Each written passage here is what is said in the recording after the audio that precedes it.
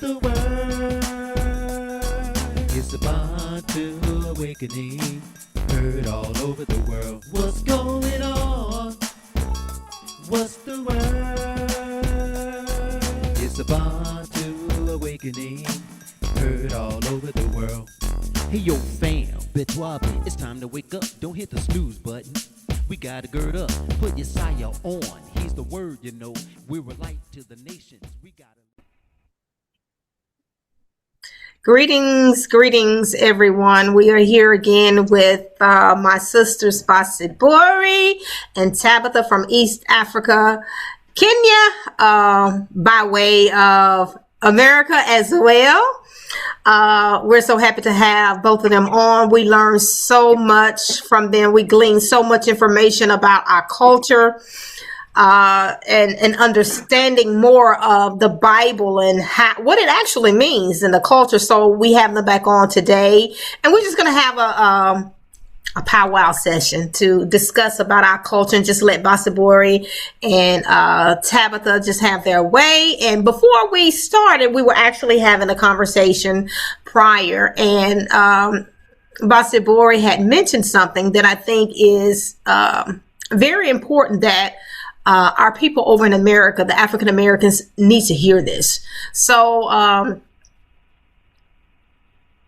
we're going to ask Bosibore, if I'm going to turn it over to you, if you will continue and proceed with what you were telling me.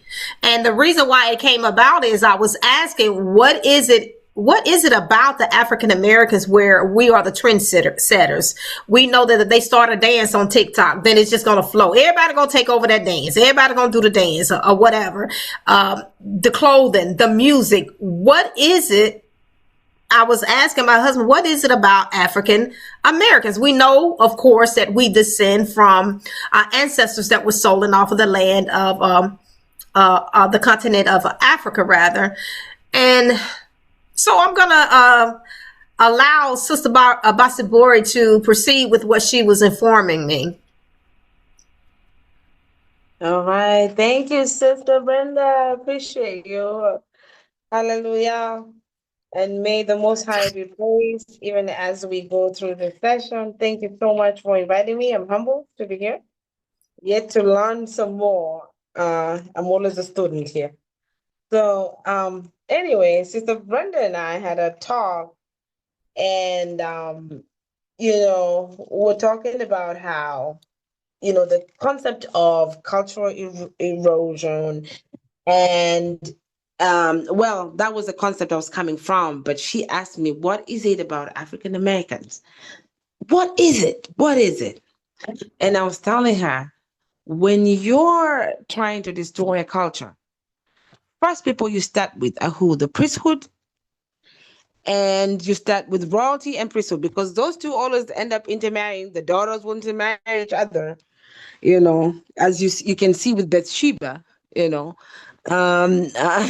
Bathsheba hung around, the royal family because her grandfather was part of the military, arrangement of David.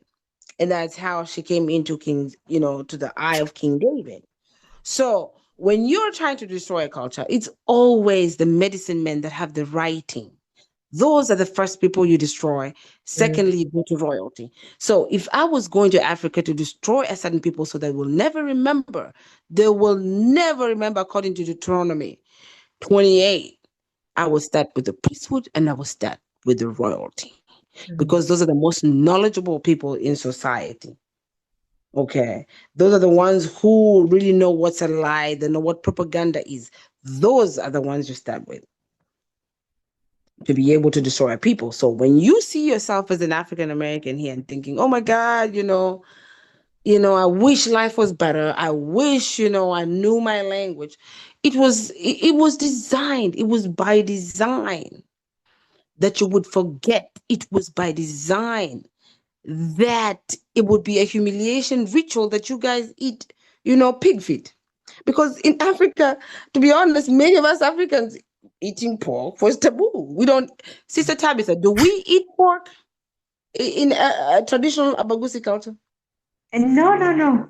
Most of the Bantus never had pork as food or kept pigs, the only pigs we Mm-hmm. had are the wild warthogs you see in the game parks. Those are the Yeah. wild pigs we had. The others were introduced after the missionaries came and the Mm. settlers started settling. But Mm. actually, our Exactly. culture, most of the people don't eat pig meat, and at the same time, most of the food that the Most High told us not to eat. I was surprised to find out that all these kind of foods we don't eat. So you wonder, is it just a coincidence? Yeah, pigs were introduced actually, and we do make these hot dogs and sausages. What we call sausage actually in our country, most of it is from beef and chicken. So the bacon from the pig is just recent, and you'll find it in big hotels or big restaurants because now we have this inflow of people, the tourists, and so the people had to accommodate them. So they went into pig farming, and we have a big company called Farmers Choice. But most of this bacon is supplied to those big hotels. But traditionally, very few people, and they are doing it because they are imitating the like. Mm-hmm. Now we have people who are urbanized these days who are eating things like snail or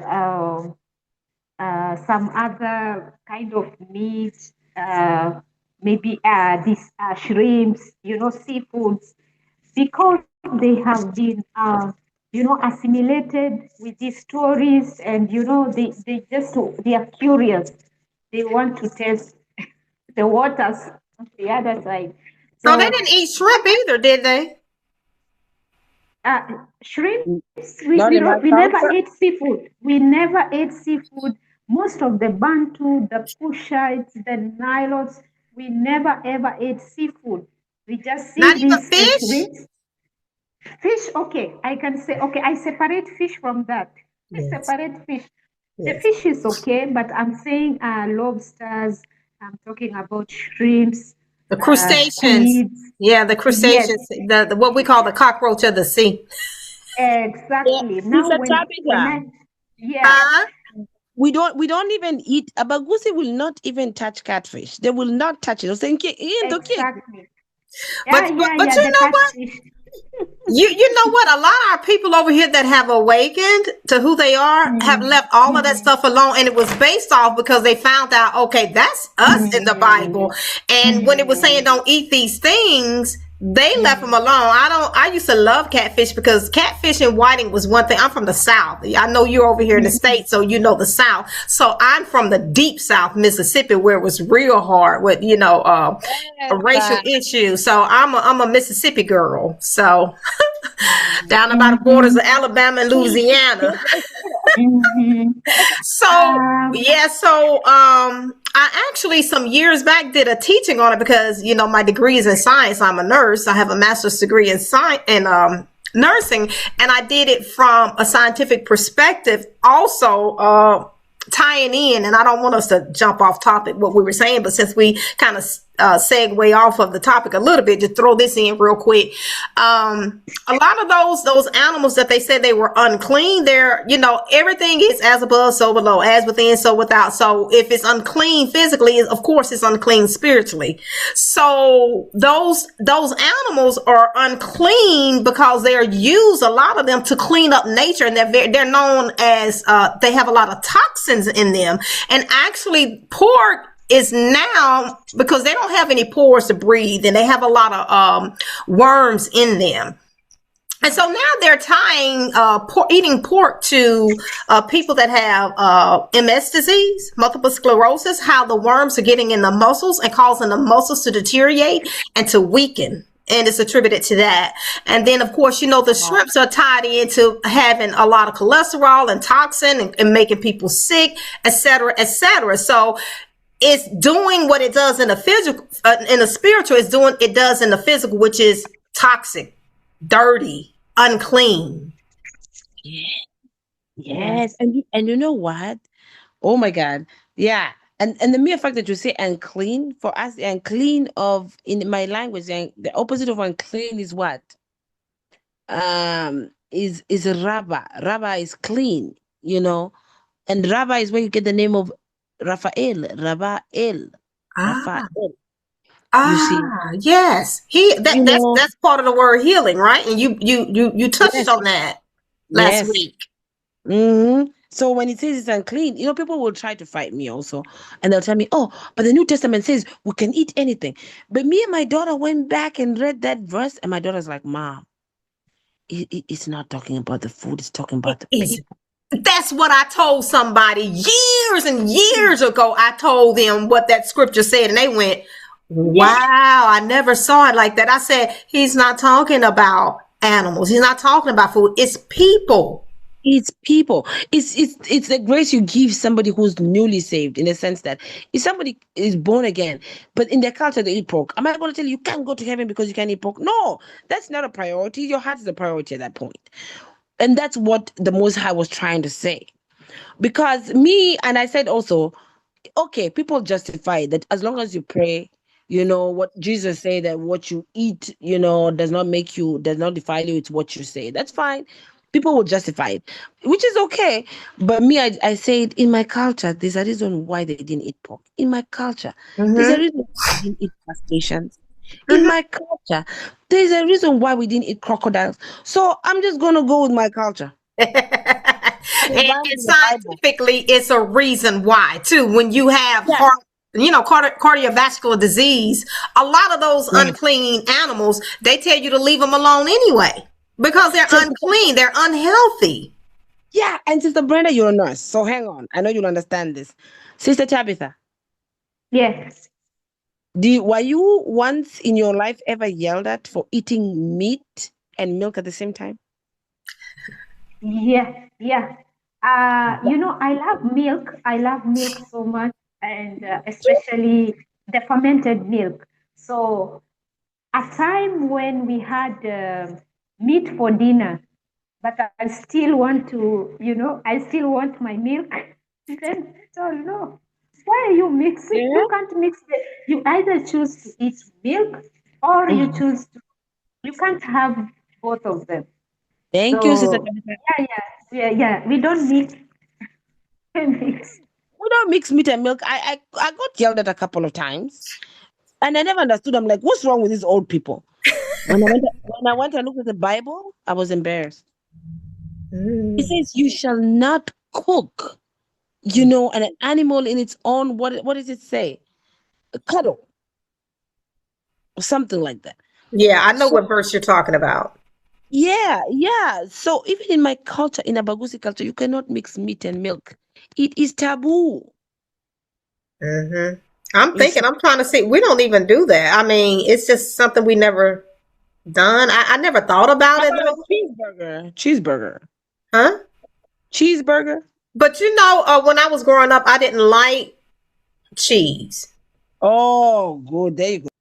I did not like cheese. I did not like chocolate. People would tell me you are not American. No, I'm not. You're royalty, honey. Huh? You are royalty. Kind of like when was it those was it Shadrach, Meshach, and Abednego, or was it Daniel who refused to eat what was on the king's menu or whatever? Who was it? Was it Daniel in the Bible? He refused Oh, to yeah, eat. yeah. When they went over there, yes, yes. Yeah. So if they're telling you that should tell you something. You may just pass it as, oh, it's just a joke, but that says something also about your spiritual. I never saw it like that. It was something that I didn't like, chocolate, and still to this day. It has to have nuts in it if I eat it, and it can't be dark. It has to be specific. So, because as we get older, our taste buds change, but I still don't like chocolate. I won't eat chocolate candy. I don't like chocolate ice cream. I don't like chocolate cake. And cheese, if it has that cheesy taste, I can't eat it. I just,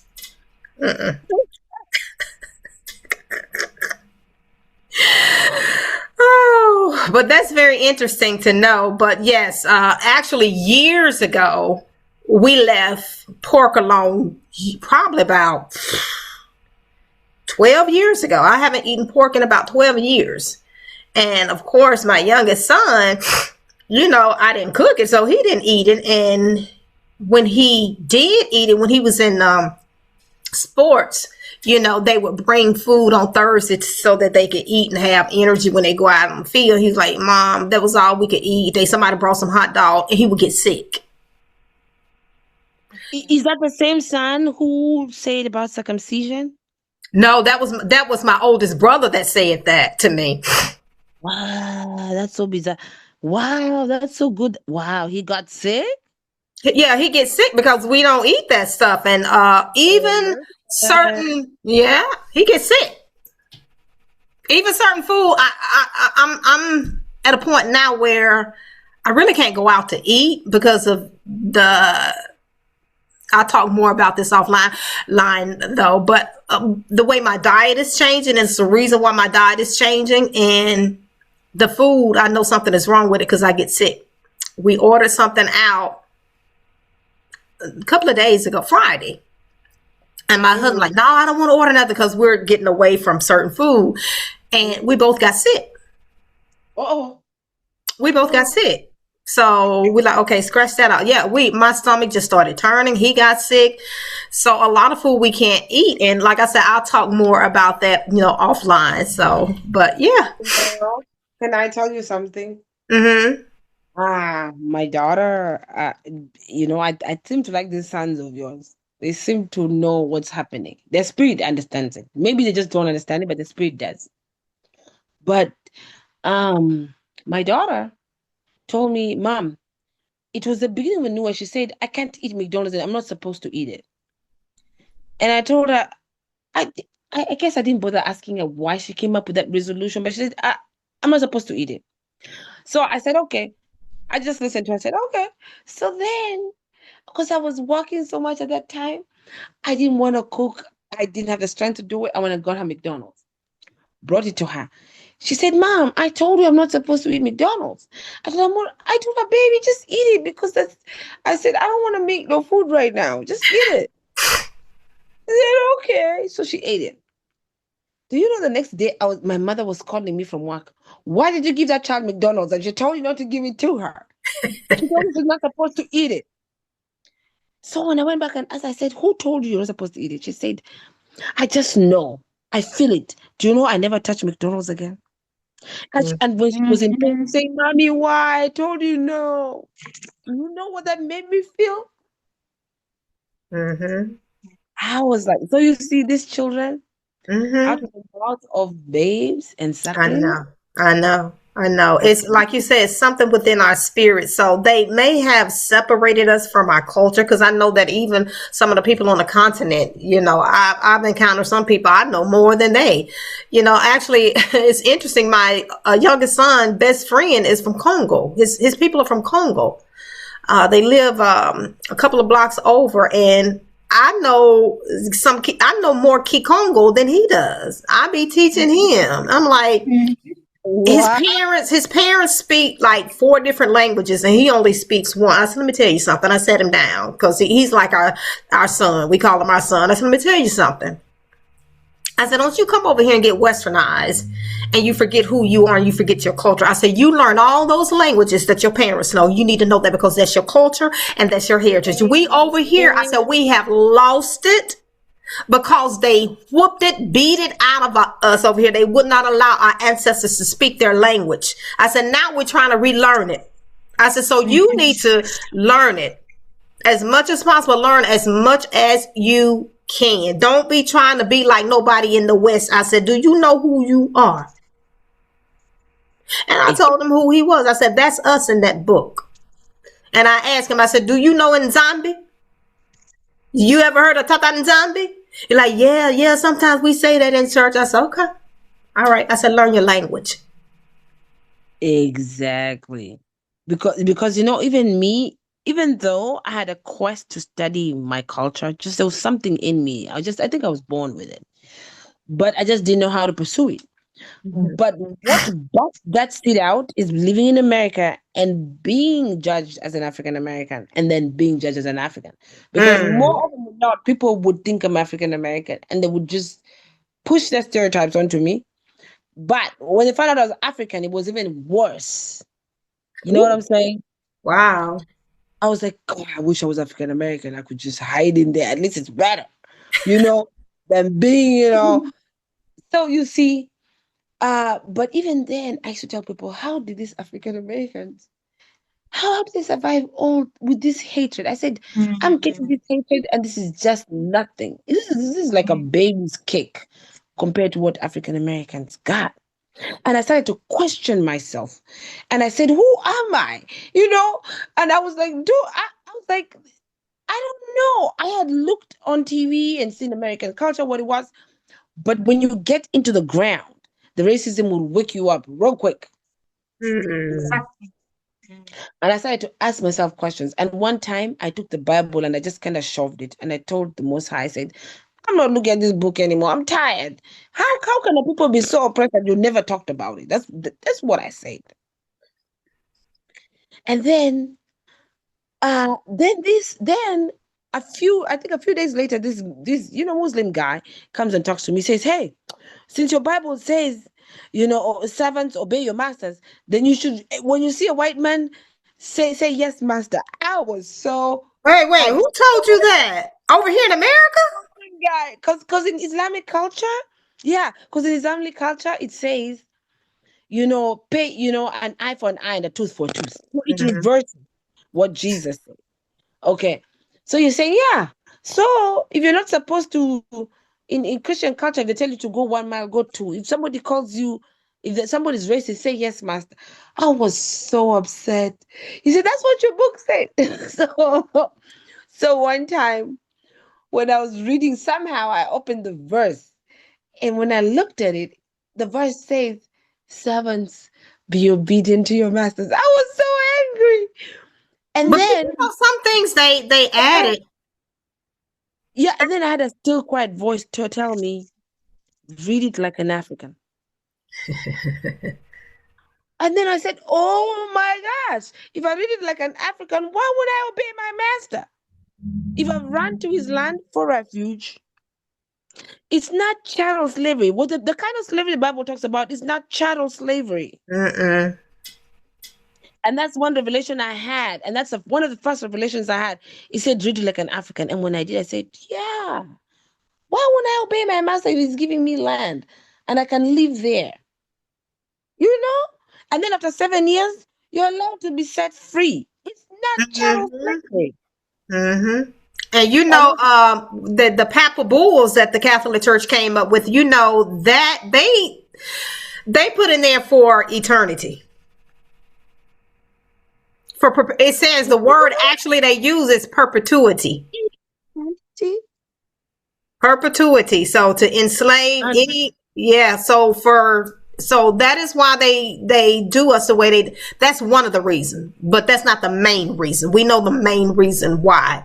But I was just thinking earlier, you talked about how did we make it through all these many years over here? For one, like you said earlier, is who we are. We're resilient. We didn't just come from anybody. Very much so. So, and what they don't understand is they should know by now, but they have not grasped this, that we are survivors. And I said, the more that they put on us, it's kind of like in the Bible. They say they multiply. The harder we are on them, the better they get. They start multiplying more. So the harder they get with us, we just adapt and learn to do with what we have and what has been placed upon us, where it's the opposite of them. And there's a book out called, I think it's called The Death of Whiteness. Have you all heard of that book? Nope. So I said I was going to order this book. It's actually written by a physician, a Caucasian physician.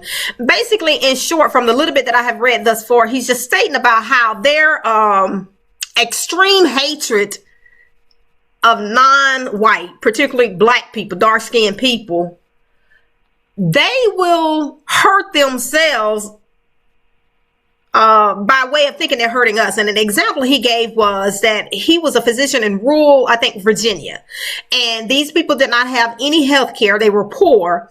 And instead of supporting bills and policies that will give them affordable health care, they fought against it. They voted against it because they felt like blacks would be getting it more. He's saying he saw a lot of these patients of his died. So their extreme hatred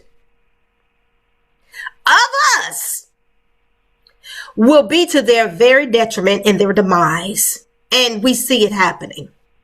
Because all the things that are being taken away by way of the one that is in office now, we weren't the ones that were receiving the majority of those. They said they're doing away with SNAP, food stamps. When you research it, it's majority the Caucasian. When you look at DEI, it was majority of white females. And you can go on and on. It's not us. Because every time where they think they're giving us something, with the civil rights, other people have more civil rights than we do, and we were the one that fought for it. And that's what some lady was saying. You all don't. It was a man actually. He said, "You all don't realize that when we're fighting for ourselves, we're actually fighting for you, because you think they just gonna give it to us and not give it to you. You gonna get the cream of the crop." Mm-hmm. So we're going to survive. So I don't know how long you've been in America real quick, but during the 80s where there was a recession and so many people were losing money from the stock market, they were committing suicide. Oh. So we know how to adapt. That's just us. We know how to adapt. We know how to do. We know how to make do. We can make soup out of potatoes, peas. We will survive. We are survivors. That's one thing we know. How is it that a group of people that you brought from home didn't know your language, and then you supposedly freed them, they had no place to go on their own, survive, and you come up and you see them today in the status that their children, in the status they're in? Who are these people? How are they surviving? How did they survive? It was this black physician, scientist, doctor. He called himself Dr. Africana. I can't remember his last name, but I think that was his name. But he said there's no definition in science to describe what black people have been through. He said black people, scientifically speaking, they should either be insane or dead. Yes. That's what I say. That's what I say. Like, these people are crazy. That's what I say. These people are crazy. How do they do it? And me, the kind of racism I was getting is nothing compared to what was in the 1800s. But let me tell you, it drove me into a point of depression. Okay. So can you imagine then? Crazy work. But you know what, Bosibore, how long have you been over here? If I may, about 7 years. 7 years. Okay. No, 20. Oh, 20. So you've been over here a good while then. Yeah. Well, yeah, but I was going to say something, but you've been here for a long time. But anyway, so you know this though, what I'm going to say. We have lived in the belly of the beast. Your cousins over here in America, we've lived with them. We know them. On the continent, they didn't live with them, even though they experienced them. So we know them intricately. We know how to deal with them. It's the older generation that understand them. To be honest, the older generation, African culture, don't want to talk about it. So they don't, because they see it's a time of shame for them. So they don't want to talk about it. But when I came to America, because African Americans were telling me, don't let her talk to you like that. No, she can't talk to you. No, don't do that. Because we were in the belly of the beast and we took so much to we're to the point now, it's been so long, like, no, we're not taking this. We're not standing for this. And actually, it's been some Africans that told us that, and it's kind of funny. It was funny when they told us, they say, they lived in South Africa. They say, the white people down here in South Africa, they think y'all crazy. He said even some of us think y'all crazy, and they are afraid of you all. Talking about the Afrikaners in South Africa, they say y'all come, y'all get upset, y'all burn some stuff, y'all burn stuff down. And it's talking about the riots, but as if you notice, we have changed. They're not going out doing that, and it's a specific reason why they're not doing that. So we won't talk about that on online. That's a off topic, a behind the scene discussion. But yeah, they say that you all are crazy. No, it's not that we're crazy. It's just that we took so much. And when you back somebody, an animal up, not saying that we're animals, but when you back an animal up to a corner, it's going to be a fight or flight. Right back, bro. We will be out. So, the type of people who we are and where we come from. Because I understand, too, it was this lady had shared something with me. She lived in somewhere in the UK or somewhere over there. But anyway, it was a group I had told you it was Rabbi Quetti. And when we was in his class, she shared this with me. It was this queen that came from the Asante people, I think it was. She showed me the video where it was her, a representative that was speaking, because she was a queen, she couldn't speak, but he was speaking on her behalf, and it was a group of black people. She was in Ireland, and somebody asked the question, why didn't you all come for us? Why didn't y'all come from us? Yeah. And the response was, we did come. Why do you think there were so many uprisings? It's so many uprisings that happened in America that they won't even publicize. And she said that, well, the spokesperson said that a lot of the warriors gave up their life, left their families to come over here to become enslaved, to fight. It's a majority of those that were causing those uprisings. They were the warriors. Yeah. She said, so yeah, we did come. That's how y'all fought. And see, a lot of people say, oh, they had a more inclination, particularly Caucasian people and our people that are ignorant to this information. Oh, they did away with slavery. They had a more inclination and they saw it was wrong. No, it was too costly for them because they were having so many uprising, burning their fields, burning down housing in the Caribbean, in America, and it was costing them so much money. If that's the case, why did slavery continue in America? Why is it that they created these slave farms and they had slavery going on in the colonies still in America, trading? They did not want to get them from the continent because of the uprisings that was happening, and it was costing them. It was an economic nightmare for them. And that's the thing. When people say, oh, why didn't they come for us? There is no mother that will sit down there and say, hey, sell my child. That we did not have, there was no TV that you could sit down and say, hey, look, I lost my child. She's 5 feet, black hair. There was nothing like that. Can you imagine? In psychology, losing a child is the most painful thing. Mm-hmm. So for people to come here and say, oh, you didn't come looking for us. Is it possible that your mother just said, oh, sell that baby? Africans are so different with their babies. When it comes to their babies, they don't play around. It's a requirement that you give birth. What are you talking about?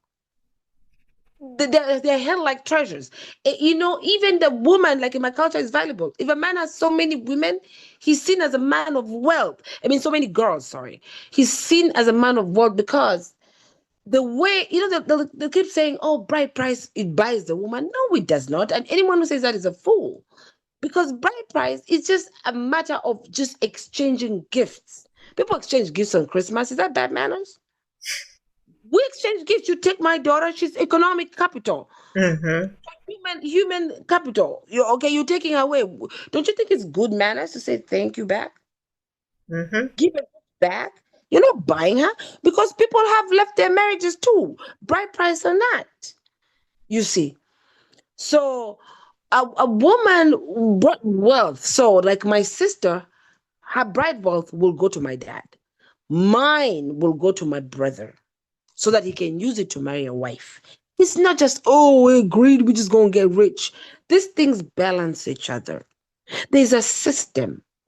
there's a kind of civilization that was created by our ancestors that follows a kind of protocol that many people don't understand. So, African culture is so much and is highly intricate. But even the mother of Israel, Rebecca, was given a dowry. She was given gold nose rings and gold. But you know what? Once you understand, it's important too to look at other people's culture so that you can in ours to learn our culture. So, and I'm quite sure that you and Tabitha both are aware that how when you go back in antiquity, and you begin to scrutinize how females were treated in Europe in comparison to on the continent of Africa, you will see why the dowry was, because it was actually the opposite in Europe. The female was considered a burden, and females' parents had to give a dowry because they couldn't own land, they had no worth, they had no value whatsoever. And still to this day, basically, because you see the male patriarchy and what's going on in America, you still see those subtle innuendos of how women are treated beneath them, so to speak. And it wasn't like that. And I was telling my husband, and I told him, I said, I said, black males in America, black man, period, even on the continent, I said, because of who we are, where we come from, even though y'all forgot that the universe don't even care about that. The Most High don't care about that, I'm not saying they don't care about it, but still there are just universal laws that are in place and are in place for a reason. And they don't change because you don't have the knowledge of it. Like you said, they did that for a reason. That caused a lot of our demise because they made us forget. They knew that. But because they are mistreating the females, I said, y'all would, as a whole, black men around the globe, Africa, America, you would never reach the status of you where you want to be. You will always be in a position you are in until you do right by the female. The female is the giver of life. When you look at a culture, indigenous culture, that is, it was a female that was first, honored as a deity because she was the one that brought life. She was the giver of life. So you're going to disrespect the one that allowed her body to be used for your spirit to come from the spirit realm to inhabit the material realm? Yeah. And think that you're going to be increased? Not so. And that's the difference between European culture and African. For us, and you're the only American that I've talked to be honest, who's figured this out. And I said it last time, I said, you are smart. I like you. See? You see, African culture, women, in fact, in some, let me tell you, like the Kamba tribe, when you go to look for a woman, you carry your own food, you carry your own oil. You carry everything that you need so that you can come and cook there and entertain the girl's family. Can you imagine? That's how women are valuable. You have to come there and impress. You bring everything, including the oil that you're going to cook with, to the girl's house. So a woman was highly valuable, and the way women were looked at is not like European patriarchy saw it. So I love the fact that you saw it. I remember I did medieval history, and I remember one of the queens, her husband could not stand her, but he entertained her because she came with a lot of dowry. Even in the Indian civilization, the woman is the one who comes to dowry. How does a woman come with dowry to her husband's house? He's the man, bro. What are you talking about? You see?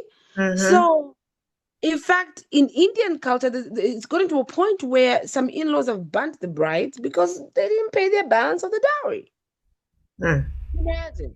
This is how a woman is seen. For us, a woman was seen as a giver of life. That's why, and Sister Tabitha can second this, there's no way you're going to be seated down and a pregnant woman is standing. That's a joke. If a pregnant woman curses you, it will hold. Why? Because she's carrying life in her. And in fact, some places they say that pregnant women, I don't know, they will carry, Like in terms of intuition, their intuition levels are high because they're creating another being. So if a pregnant woman curses you, it will hold. An old person, if they curse you, it will hold. Okay. So that's why, like, we give respect to pregnant women. You cannot hit a pregnant woman. That is a straight curse. You see, these are things that came with European culture. I'm not joking. Hitting of pregnant women. I would like to add just a Go little ahead. bit. Uh, if a pregnant woman tells you, "I love what you're eating, can I have a bite?"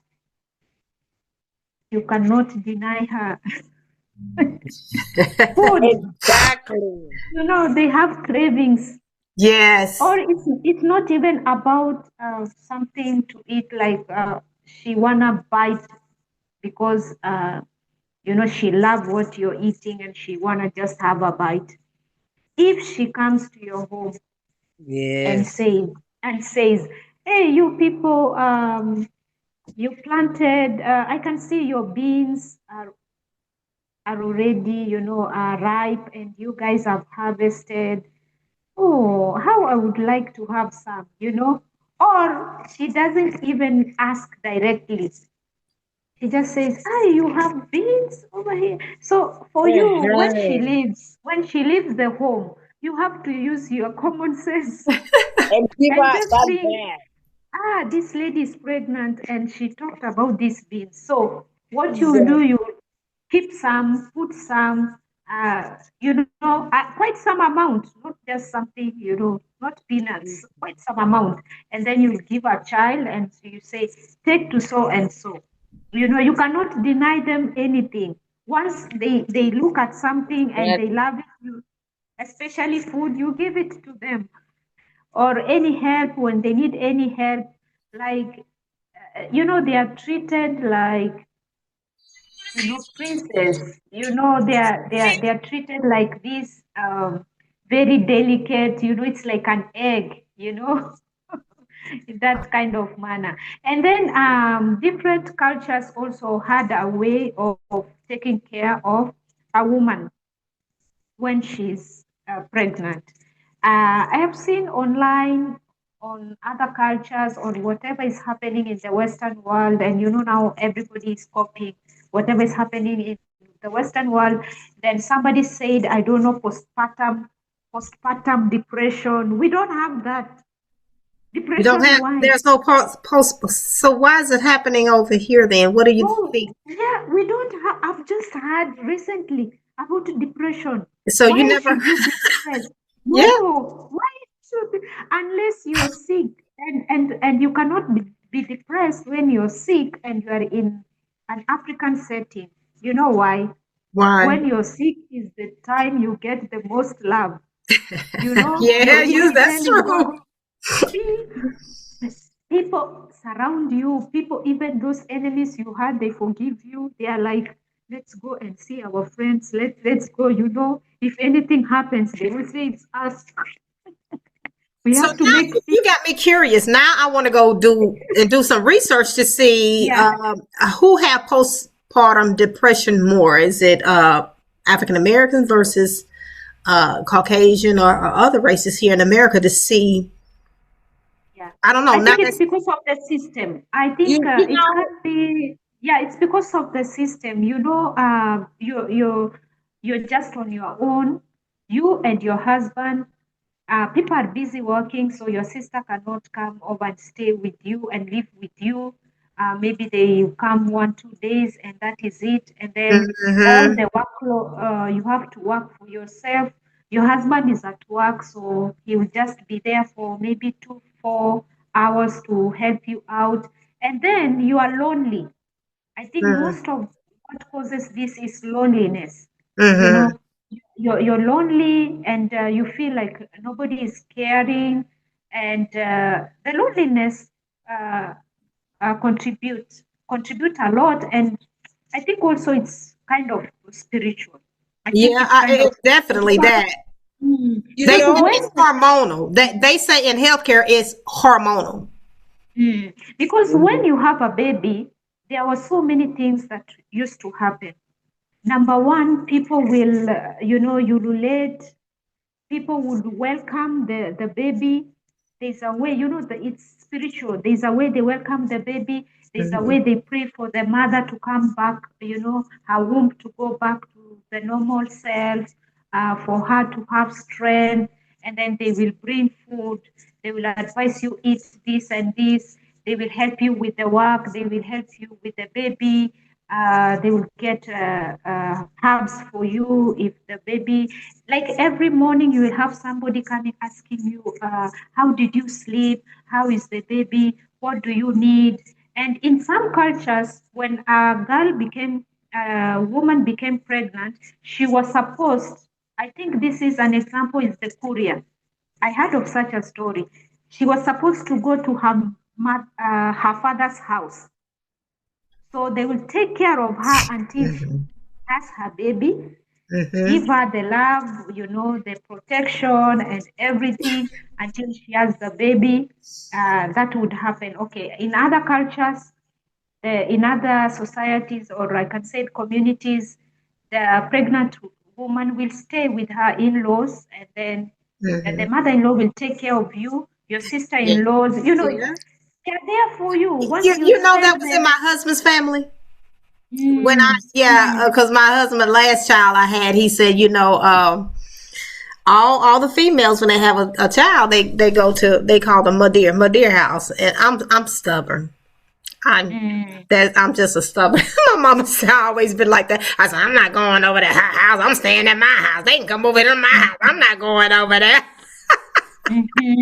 Said that, but everybody, if it was for that reason, so that you could, because we had some of that back years ago. Things have changed now since I was a child. Things are nothing like it used to be. The kids are different, but you had that. You had the community when you had a child. You had the community that came and helped and cooked and cleaned and stuff like that.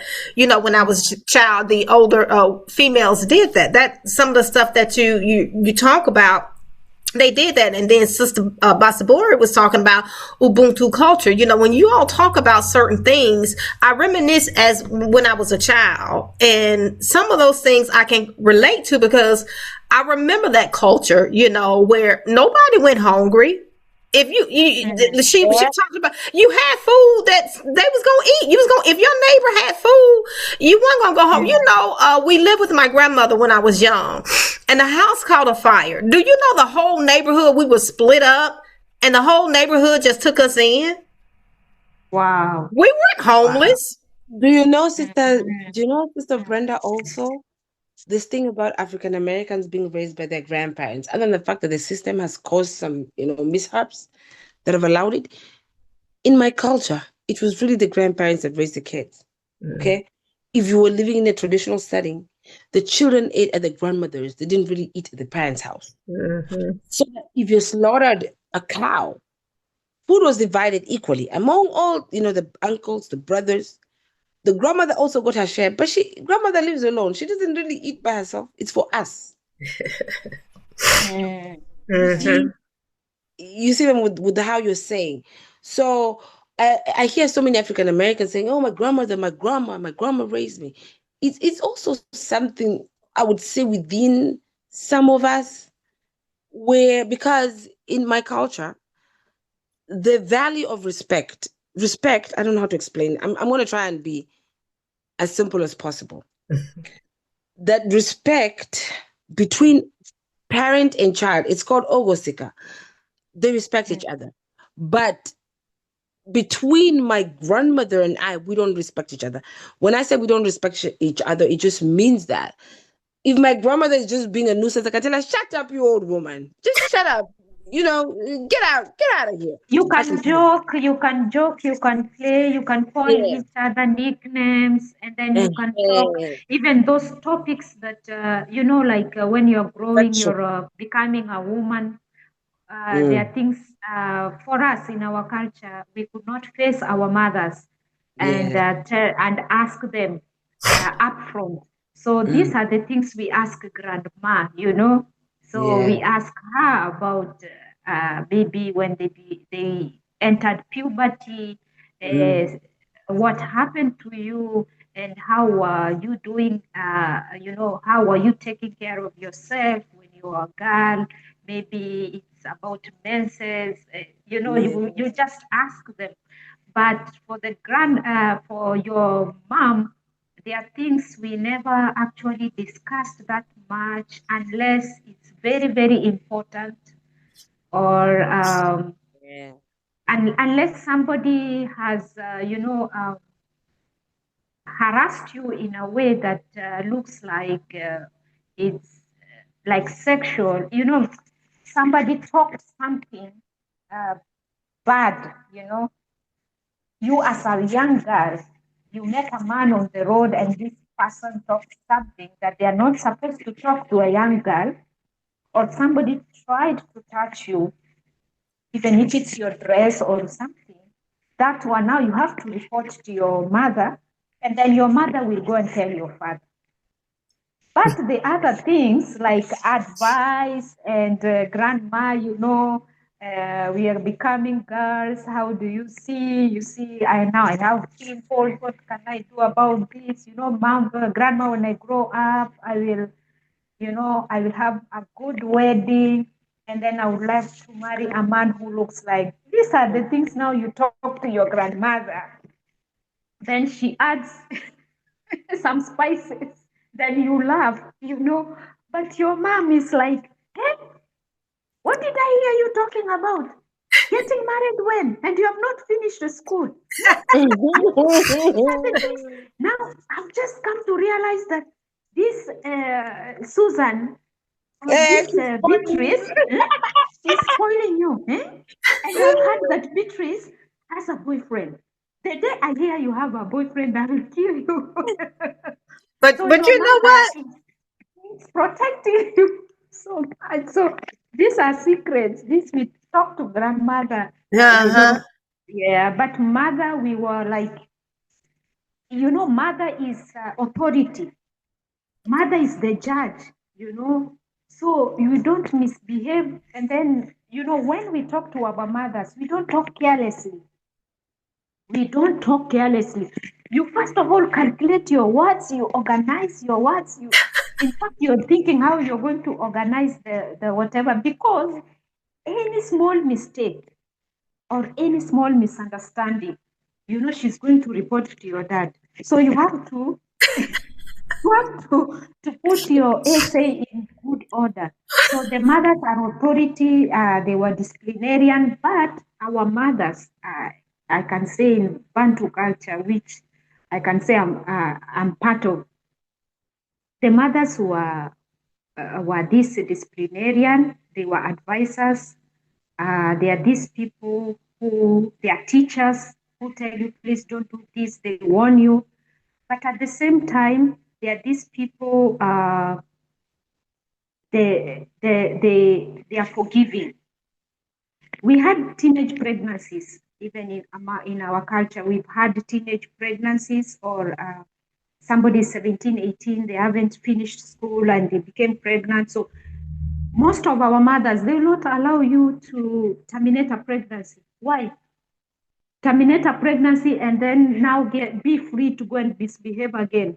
Never. They will tell you you are going to birth that child so that you learn from your mistakes. They will make sure.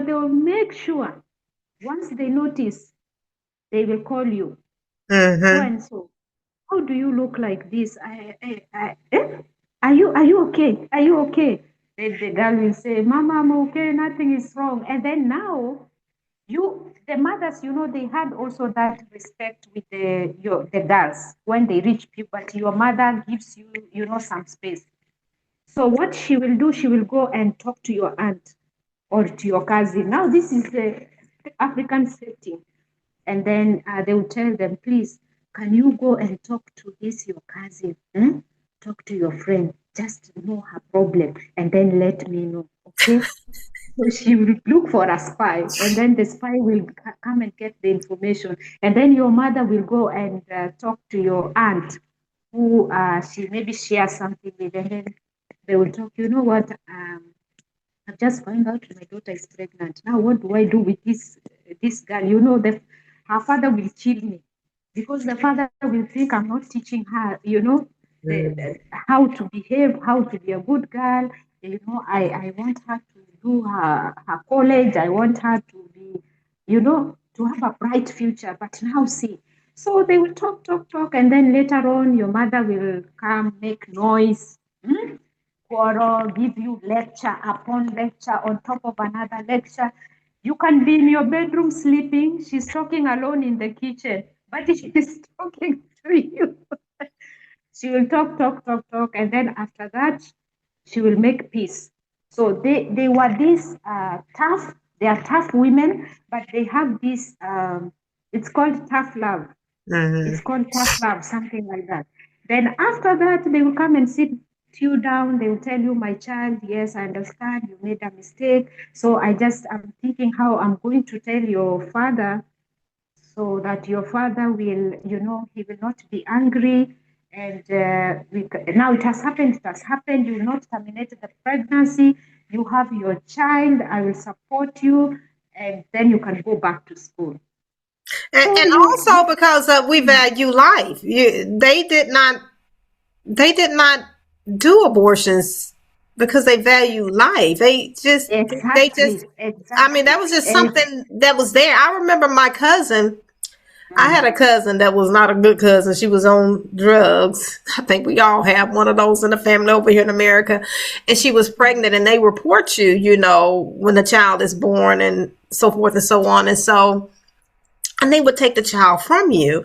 And my grandmother's deceased now. She's been deceased about 9 years, I think now, 8-9 years. She was 101 when she expired. And I remember her saying, we don't give away children. We don't give away. We don't do that.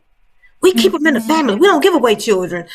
And her brother adopted the child because she said, we don't give away children. We don't. She just kept saying, we don't do that.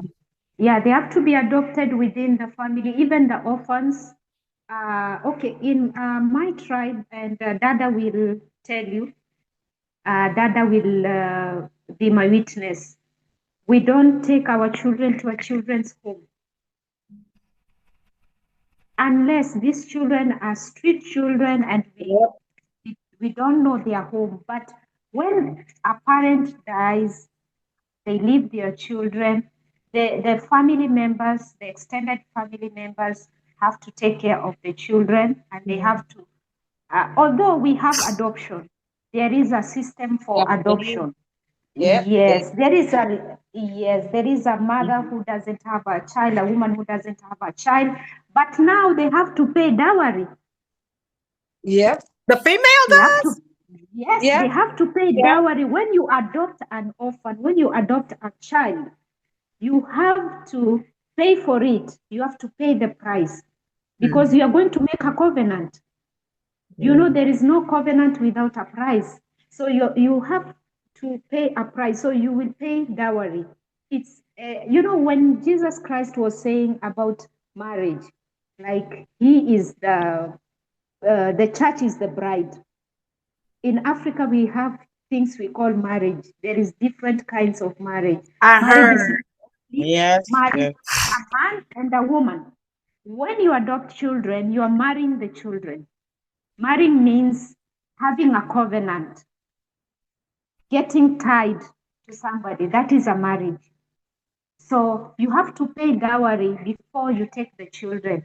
And there was a long process before they do that. There was a really, and I think also they could give the children to a distant relative. They have to check, like, are these people going to love the children? And you have to make a covenant that you're going to take care of them as your own. And if you cannot manage, please, you have to return the children back. So they had to pay the dowry to the grandmother. I think the grandmother and the uncles of the child. But now, you as the family members, you can still go and visit these children wherever they have been adopted. Now you're going like family. Oh. But you shouldn't take them back because they lost their parents and you have given them to adoption. So this family will adopt them and give them land. So they will get all the rights, like the children who are born in that family. So there is nothing called foster parent. No.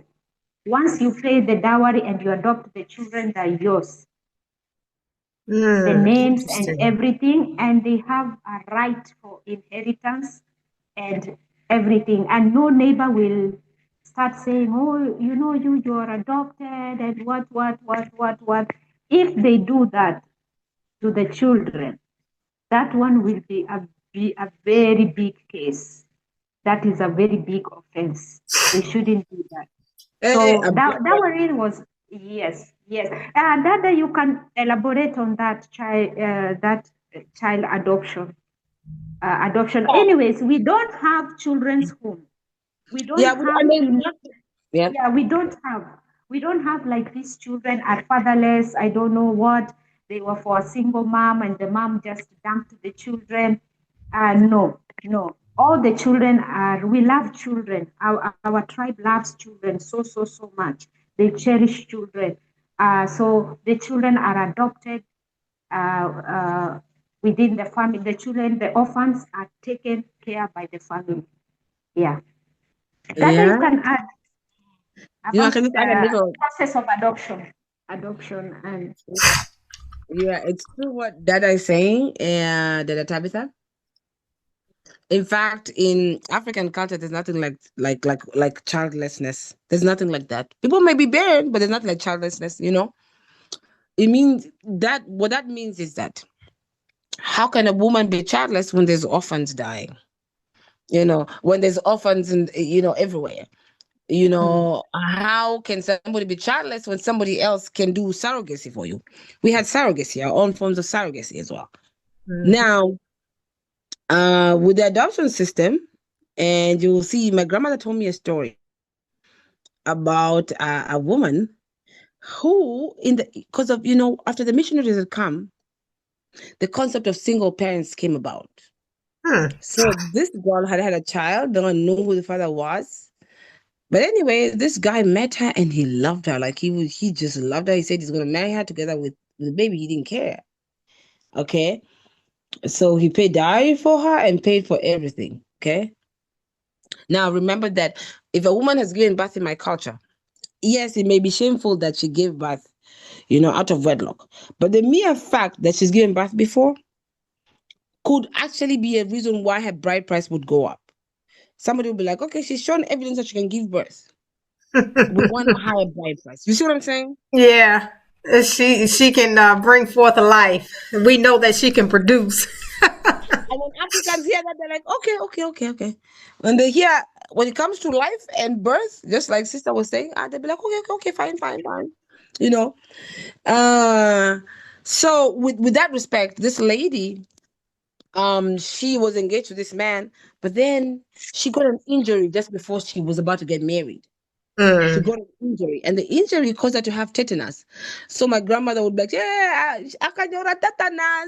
She calls it tetanus. So she got tetanus, and then so her jaw locked, and then she ended up dying. And apparently, because her bride price had already been given over, it was according to customary expectations, and the boy crosses over because he had already gone over to that house, even though the mother's dead. Customary obligation was the boy was already adopted. Mother was bride price was paid for. Boy belongs to their family, not us. You see. So we had different methods, systems of adoption. In fact, in my clan, I think my clan in the Bagusi clan is the only clan that has a female matriarch. Okay, there was a matriarch who was never able to have kids. And so she never got married. Now, when you hear a matriarch, it's very unnatural for an African woman not to get married. You have to ask yourself questions like, why didn't she get married? She's African. Now, African culture also understood that those people who were just born eunuchs, like, Yeshua said, Jesus said there are people who are born eunuchs, meaning asexual. Okay. So we cater to people like that. There were people who were just born asexual, that really, it was not their destiny to get married. So they would accommodate women like this, and she would go and get another female to come into the household. She'd be adopted into the household, and she would have a child with one of the cousins or brothers. So she'd be like a silent wife, even though she lives in the house of this woman. You understand? Mm-hmm. So, and then even the practice, that whole practice. So even the practice of, you see, like what happened in the Bible with Leah and with what's her name? Rael. That happens in African culture too. Sometimes a first wife could get married. Turns out she can have kids. Mm-hmm. So what she'll do is she'll go and get a young maiden. Okay, and you have to get a maiden because you don't want somebody who'll come there and fight you. Because then she'll be married then as a junior bride. Mm-hmm. Okay, meaning that she's still a wife, but she's a subordinate wife, for lack of a better term. So sometimes if somebody comes to the household and somebody asks, "Who's that?" They'll be like, "Oh, she takes care of the baby," but she's actually a wife. You understand? Omoreri. No Heard moreri. that before. So she can go bring a wife, but when this baby is born, this baby will be known as hers. Okay. Mm-hmm. Like First wife. surrogacy or something. Yes. It's exactly like it was in the Bible. You become like Mm-hmm. a subordinate wife. Okay, and Hagar married as a subordinate wife because she was too arrogant. She could not submit. Her child was there taunting, Isaac. Mm-hmm. Because of her mother's arrogance, her whole nation was disinherited from Abraham. Mm-hmm. And she was sent away by the mother too. Yeah. Yeah. Another customary practice that has to do with that too is sometimes a husband can die young. Okay, he has children and a wife. What happens is a cultural obligation would dictate that he marries, the woman gets married to another brother. Mm-hmm. And you will see the same practice with Boaz. Okay, Boaz and Naomi, I believe. Is it Boaz and Naomi and Boaz and Ruth? Ruth, I believe. Yeah, you will see the same. Ruth, Ruth. Naomi, and Orpha, and Boaz. Boaz, there you go. Yeah, Yeah, Ruth Boaz. said she will not go back to her family. She will Mhm. stay with Naomi because she knew she can still have children and have a family, and these children will be for her husband or will be for Exactly. Naomi. Yes, Yeah. yes. And Boaz had to inherit not only Naomi, but he had to, no, not only Ruth, but Naomi as a mother. Why? Because that was part of her family. That is African practice. That is something that we've seen happen. Okay. So, this thing of childlessness and home is a very European concept. I always tell people it's a European concept. Mm-hmm. So apparently, not only do they not value the female, but also children as well. They see them as Yeah. burdensome, so that just wasn't so. So, and some of the things you're saying, I've heard before anyway from different people. Rabbi Quetti talked about that some years ago when we were with him, and even talked about the shoes in the culture, leaving the shoes. Have y'all heard about that? In front of the something. It's been so long ago I can't remember, but he explained about how they leave the shoes to indicate that it's an acceptance, or I agree with you, because the female had to agree to marry the brother. The brother just gonna say, I'm gonna take you. It wasn't like that. Even with these different Hebrew Israelites thinking that they can have multiple wives if they want to, it didn't work like that. It was the senior wife that chose who she wanted to bring in, not the male. She made the determination that she was going to get another wife was needed for the family. It was not even the male. And then the male had to be able to financially be able to support them. So, we have, these people, our people trying to take on the culture, not really even understanding the culture, just saying it for various reasons. Are you able to care for them? Did your wife choose it? Is your wife agreeable with it? it's not with them. They do the total opposite. So It's true. Yeah, like that thing. Yes, because there are women who would actually be married off to brothers, and they'd say no. They don't want it. Now you'll find also a case in the Bible where a wife was supposed to be inherited, and as it was customary for Israel, a brother would take in, a widow. She had to be inherited. In African culture, we still inherit. Now, ladies and gentlemen, me myself here, I never would have come into existence if we didn't have that cultural practice. oh wow. Okay, because my maternal grandfather, or the one who's supposed to be my maternal grandfather, they don't know where he went. He just disappeared in the early 1940s or 30s. I don't know. He disappeared. Some people say he was taken to go and fight in the World War because they were recruiting Africans. Other people, My grandfather went also to He fight for did? the British. Okay. So I'm thinking that's what happened. So when people were going to Africa, sorry, so I'm trying to find the perfect light for this. I'm sorry. Yeah.